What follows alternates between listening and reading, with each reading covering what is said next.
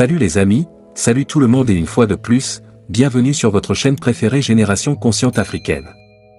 Aujourd'hui, on s'attaque à une nouvelle partie d'information, notamment du côté de la Côte d'Ivoire, où nous avons une grande et terrible nouvelle qui vient de frapper le pays. Car l'ex-premier ministre ivoirien Guillaume Soro a rencontré le général Abdraman Tani au Niger pour une question très sérieuse. Eh bien les amis, avant de commencer la vidéo, n'oubliez pas de cliquer sur le petit bouton rouge en bas de votre petit écran pour vous abonner à la chaîne. Si ce n'est pas encore fait, activez la cloche de notification dans le principal but de ne rater aucune de nos prochaines vidéos. C'est parti après le petit générique, bon visionnage. Avant de commencer, abonnez-vous à la chaîne et activez la cloche de notification pour ne plus rater nos prochaines vidéos. De retour sur le continent africain après près de 5 ans d'exil, l'ancien Premier ministre ivoirien Guillaume Soro a rencontré lundi à Niamey le général Abdraman Tani, arrivé au pouvoir par un coup d'État en juillet. Guillaume Soro a été condamné à la perpétuité dans son pays natal. J'ai eu l'honneur d'être reçu ce jour en audience par le président de la transition du Niger, chef de l'État, le général Abdraman Tani, accompagné du général Sifouoti, ministre de la Défense, et du général Mohamed Timba, ministre de l'Intérieur, a déclaré M. Guillaume Soro sur son compte réseau social. L'entretien, qui a duré 1h30, a été exceptionnel par la qualité et la profondeur des échanges, a-t-il poursuivi. Plus tôt dans la matinée, M. Guillaume Kibafouri Soro avait annoncé se trouver à Niamey depuis samedi. Il avait auparavant déclaré dimanche soir mettre fin à son exil, qu'il avait conduit ces dernières années en France, en Belgique et à Dubaï, notamment, indiquant qu'il lui était pénible de vivre loin de sa terre ancestrale et natale d'Afrique. Pour son retour sur le continent africain, il n'est pas rentré directement dans son pays natal, où il est toujours sous le coup d'une condamnation à perpétuité.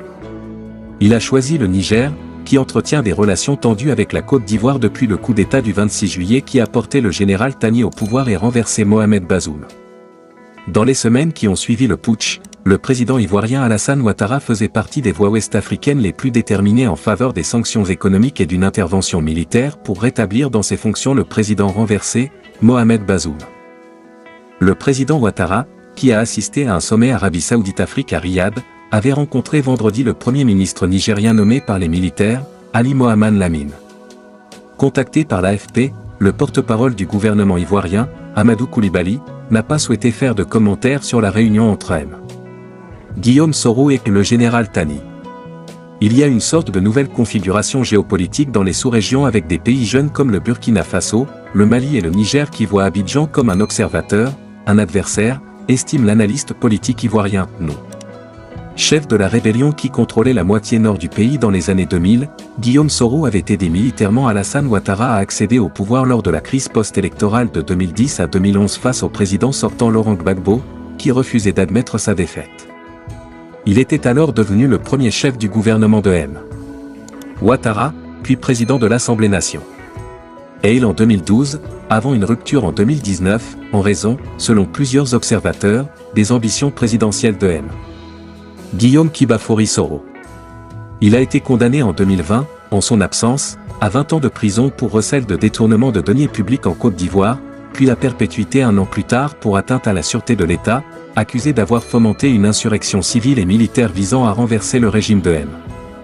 Alassane Ouattara en 2019. Son appel avait été jugé irrecevable. Guillaume Soro était déjà sorti du silence en mai dernier, affirmant qu'aucune raison ne l'empêchait d'être candidat à la prochaine élection présidentielle prévue en 2025 en Côte d'Ivoire. Son mouvement politique, Génération et Peuple Solidaire, GPS, a été dissous en Côte d'Ivoire en juin 2021. Eh bien les amis, c'est tout pour ce qui était de cette petite note informative. N'oubliez pas de cliquer sur le petit bouton rouge en bas de votre petit écran pour vous abonner à la chaîne. Si ce n'est pas encore fait, activez la cloche de notification dans le principal but de ne rater aucune de nos prochaines vidéos, et à très bientôt pour une nouvelle partie d'information. À très bientôt les amis, bye bye.